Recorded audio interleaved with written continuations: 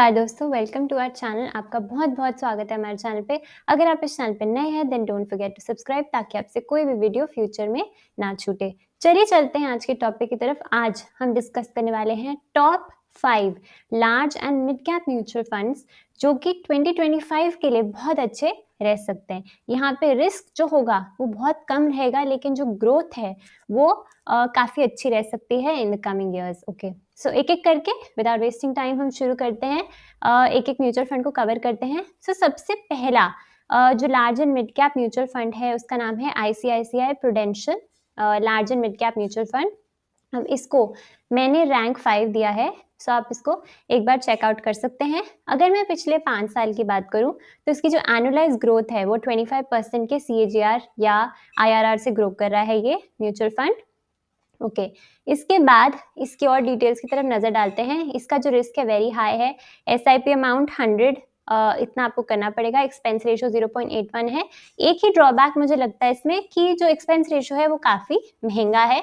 अगर मैं बाकी म्यूचुअल फंड्स को कंपेयर करूँ तो एनएवी 1065 है, लेकिन इसका मतलब ये नहीं कि ये महंगा म्यूचुअल फंड है। एनएवी का जो प्राइस है वो इम्पोर्टेंट नहीं होता, वो किस परसेंटेज से ग्रो करा है वो ज़रूरी होता है। हो सकता है आपको किसी की एनएवी 100 रुपए मिले, लेकिन इसका मतलब ये नहीं है वो सस्ता है। अगर उसमें सिर्फ 2% की ग्रोथ आती है और यहाँ पे 20% की ग्रोथ आती है तो फिर ये बेटर हुआ। ओके, इसके बाद चलते हैं कब शुरू हुआ था ये फंड। सो ये 1 जैन 2013 में आया था। सो 10 साल से ज़्यादा हो गया है। इसका मतलब ये एक अच्छा म्यूचुअल फंड है क्योंकि इसके जो रिटर्न्स हैं वो हमें कंपैरिजन के लिए बहुत इजीली दूसरों के साथ हम इसको कंपेयर कर पाएंगे। किसी भी म्यूचुअल फंड में अगर आपको 10 ईयर से ज़्यादा हो जाते हैं इस म्यूचुअल फंड को तो वो अच्छी बात होती है क्योंकि इसके हिस्टोरिकल रिटर्न्स हमें उसके फ्यूचर के बारे में भी थोड़ी सी इंसाइट देते हैं। सो कभी भी अगर आप कोई नया फंड देख रहे हैं तो वो थोड़ा सा रिस्की हो सकता है एज कम्पेयर टू वो फंड जो पिछले 10 साल से मार्केट में चल रहा है, क्योंकि उसमें बहुत सारे अप्स एंड डाउन्स जो होंगे उस म्यूचुअल फंड ने देखे होंगे। सो इस करके हमें जो म्यूचुअल फंड में अभी आपके साथ कंपेयर करूंगी उनको काफ़ी टाइम हो चुका है मार्केट के अंदर। ओके, फंड साइज 17,000 करोड़ का है। एग्जिट लोड भी यहाँ दिया हुआ है। रिटर्न्स आप देख सकते हैं पिछले 1 साल में बहुत अच्छे फैंटास्टिक रिटर्न्स हैं। 5 सालों में 25% का रिटर्न इसने कमा के दिया है ईयर ऑन ईयर। ओके, सो इसके पी की तरफ चलते हैं। पी 27 है, मतलब इसकी वैल्यूएशन। पीबी भी वही होता है, वैल्यूएशन बेसिकली बताता है म्यूचुअल फंड का। टर्नओवर 98% है। जितना हाई टर्नओवर होगा उतना जल्दी जल्दी जो फंड मैनेजर है उसके अंदर स्टॉक्स जो है वो रोटेट करता है। Okay, equity and cash positions भी आप देख सकते हैं।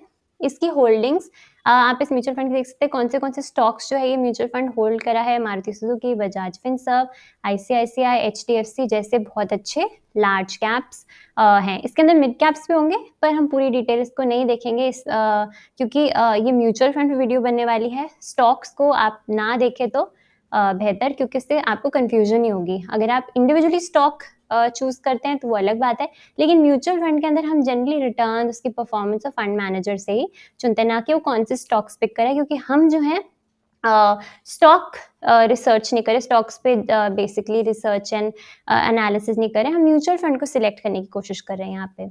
ओके, फंड मैनेजर का नाम यहाँ लिखा है, एजुकेशन लिखी है एंड एक्सपीरियंस भी यहाँ पे लिखा है। सो वो आप चेकआउट कर सकते हैं। So coming to the next one. So दूसरे फंड का नाम क्या है?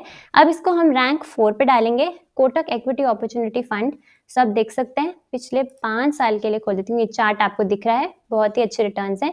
23.9% के एनुअलाइज रिटर्न जो है इस म्यूचुअल फंड में आपको दिख रहे होंगे। और भी डिटेल्स इसकी कवर करते हैं। सो फंड की डिटेल्स की तरफ चलते हैं। चलिए, सो रिस्क वेरी हाई है, हर इक्विटी में रिस्क तो ज़्यादा ही होगा। एसआईपी 100 से शुरू कर सकते हैं आप। एक्सपेंस रेशियो देखिए 50 है, उसका 81 था, 0.81। सो डेफिनेटली ये चीपर है expense ratio wise. And expense ratio का खास ख्याल रखना चाहिए आपको जब भी आप म्यूचुअल फंड सिलेक्ट करते हैं, क्योंकि जब आप उसको रिडीम करेंगे म्यूचुअल फंड को आगे चल के तो हो सकता है आपके ऊपर जो रिटर्न्स आपको मिल रहे हैं उतने ना मिले, क्योंकि वो एक्सपेंस रेशियो कट के मिलेंगे। या जैसे भी एक्सपेंस रेशियो का ये होता है कि वो साथ साथ जो है जो एएमसी वो आपसे चार्ज करती रहती है। सो जो नेट रिटर्न्स आपके बनते हैं वो इतने अच्छे नहीं बनते हैं due to high expense ratio. So आपने इसका खास ख्याल रखना है जब भी आप कोई म्यूचुअल फंड लेने के बारे में सोचते हैं। एनएवी आपको दिख रहा है, अगेन 2013 का ये फंड है, 10 साल पुराना। फंड साइज अच्छा खासा है, एग्जिट लोड भी आप एक बार देख सकते हैं। रिटर्न्स देखिए 5 इयर्स में 26.9, ऑलमोस्ट 24 एंड 1 ईयर में 34% की जो रिटर्न्स हैं वो आपको यहाँ पे दिख रही होंगी। ओके, अब चलते हैं और रेशोज़ की तरफ। सो यहाँ पे आप पीबी रेशो देख सकते हैं। जो पिछला फंड था उसका भी कुछ ऐसा ही था।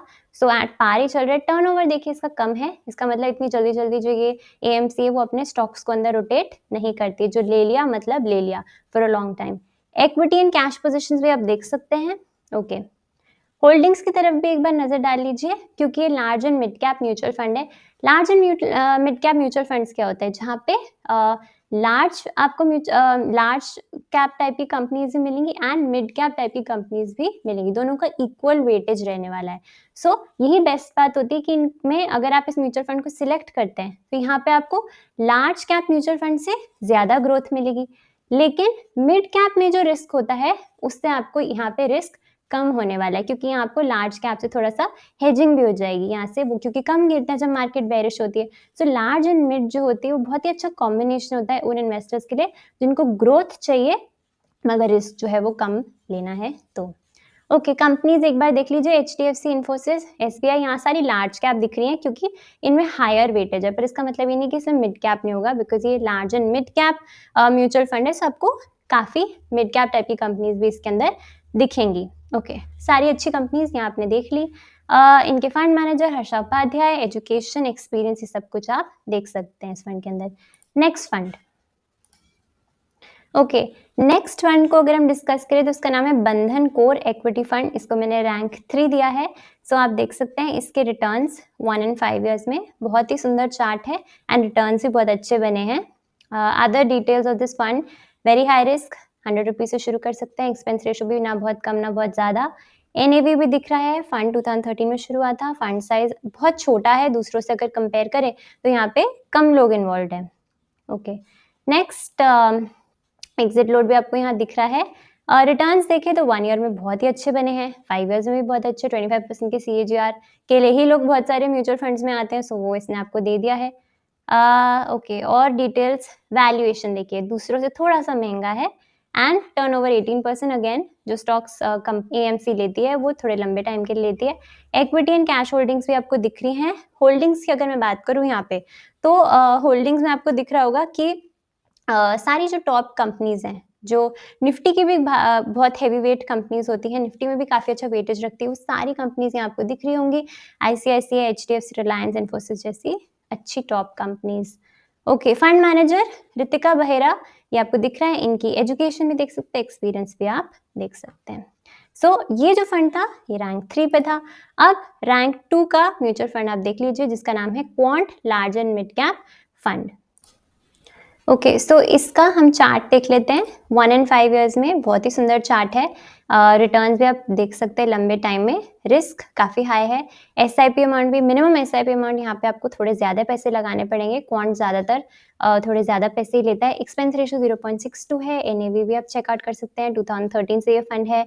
कम लोग इसके अंदर इन्वॉल्व हैं, वो तो आप फंड साइज देख के ही बता सकते होंगे। एग्जिट लोड वो भी देख सकते हैं। सो इस फंड के अंदर रिटर्न्स कितने बन रहे हैं, 1 ईयर में 28% के रिटर्न्स, 5 ईयर्स में 27% के रिटर्न्स। सो लंबे समय में इसने अपने आप को प्रूव किया है। ऑल्सो आपने ध्यान में रखना है, अगर आप क्वांट AMC उठाते हैं, क्वांट AMC के कोई भी म्यूचुअल फंड अगर आप उठाते हैं, चाहे मिड हो, स्मॉल हो, लार्ज एंड मिड हो, इसमें आपने ध्यान रखना है काफ़ी जो इन्वेस्टर्स थोड़े अग्रेसिव टाइप के हैं, सिर्फ उन्हीं इन्वेस्टर्स को इसमें पैसा लगाना चाहिए, क्योंकि यहाँ पे थोड़ी वॉलेटिलिटी जो है वो as compare to other mutual funds थोड़ी ज़्यादा रहती है। सो इस बात का आपने ख्याल रखना है। ओके, अब और डिटेल्स भी देख लेते हैं। वैल्यूएशन सबसे महंगी वैल्यूएशन पे है ये P33, सो बाकियों से महंगा है। इक्विटी कैश वगैरह आप इनका देख सकते हैं किस तरीके से है। होल्डिंग्स भी आप देख सकते हैं, बहुत ही अच्छे large cap and mid caps का इसने अपना पोर्टफोलियो बनाया है, अच्छे अच्छे स्टॉक्स रखे हैं, सो डरने वाली कोई बात नहीं है। एंड अगर हम फंड मैनेजर की बात करें, इनका नाम संजीव शर्मा है। इनकी क्वालिफिकेशन एंड एजुकेशन पे भी आप एक बार नज़र डाल सकते हैं। ओके, चलिए चलते हैं रैंक 1 पे, लास्ट बट नॉट लीस्ट, कौन सा best large and mid cap mutual fund है।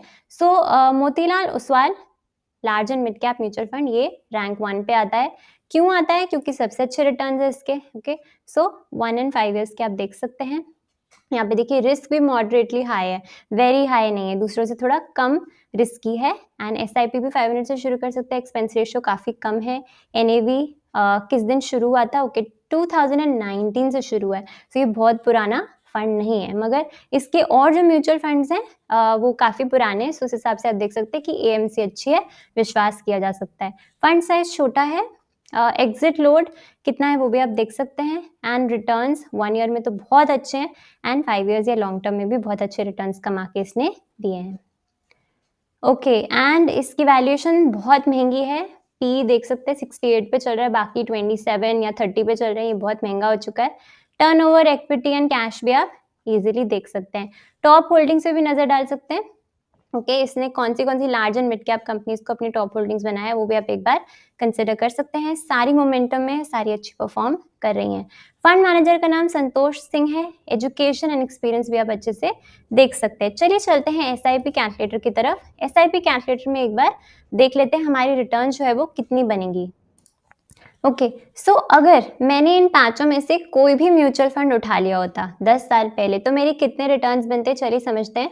सो अगर मैंने छोटी एसआईपी भी की होती, मान लें कि यहाँ पे मैंने 5,000 रुपीज की पर मंथ की एसआईपी की, एंड जैसे कि आप देख सकते हैं इन सारे ही म्यूचुअल फंड्स ने 25% 30% के रिटर्न दिए। तो अगर हम 25% के CAGR इसमें अचीव कर लेते हैं, मान लेते हैं, तो हमारे कितने रिटर्न्स रहेंगे। एंड टाइम पीरियड जो है वो 10 ईयर्स का लगा लेते हैं, क्योंकि जब भी आप म्यूचुअल फंड्स में आए तो हाईली रेकमेंडेड है कि आप लंबे टाइम के लिए आए, कभी शॉर्ट टर्म के लिए ना आए। तो आपकी जो इन्वेस्टमेंट होगी वो सिर्फ 6 लाख रुपए की होगी, 6 लाख रुपीज आपका इन्वेस्टेड अमाउंट होगा, मगर आपकी वैल्यू जो आप रिसीव करेंगे वो 26 लाख रुपीज आप घर ले जाएंगे। सो बहुत ही अच्छा जो है आप इसमें रिटर्न्स देख सकते हैं। ओके अगर मैं देखूं लमसम, अगर आपने यहाँ पे लमसम किया होता, ज्यादा बड़ा लमसम नहीं बोल रही मैं, अगर आपने 1 लाख रुपीज भी म्यूचुअल फंड्स में डाले होते और आपको रिटर्न तो उतने ही मिलेंगे, टाइम भी आप लंबे टाइम के लिए आए, तो आपके 1 लाख रुपीज जो है वो 9 लाख रुपीज बन जाते इन म्यूचुअल फंड्स के अंदर। अगर आपने कोई भी एक म्यूचुअल फंड इनमें से लिया होता। तो सारी एएमसीज अच्छी हैं, सारे जो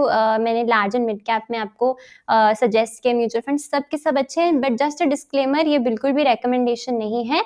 हाँ आप इनको one of the mutual funds अपने पोर्टफोलियो में डाल सकते हैं, लेकिन ये वीडियो सिर्फ इन्फॉर्मेशन पर्पस के लिए बन रही है, एजुकेशन पर्पस के लिए बन रही है। अगर आपको कोई भी डाउट है तो आप मुझे कमेंट करके बता सकते हैं। I hope you like the video, कोई डाउट ना रह गया हो। एंड अगर आप लॉन्ग टर्म इन्वेस्टर हैं then definitely in mutual funds में आपको कम से कम रिस्क होगा, मगर अच्छी ग्रोथ जरूर मिलेगी in the future. So thank you for watching the video and bye.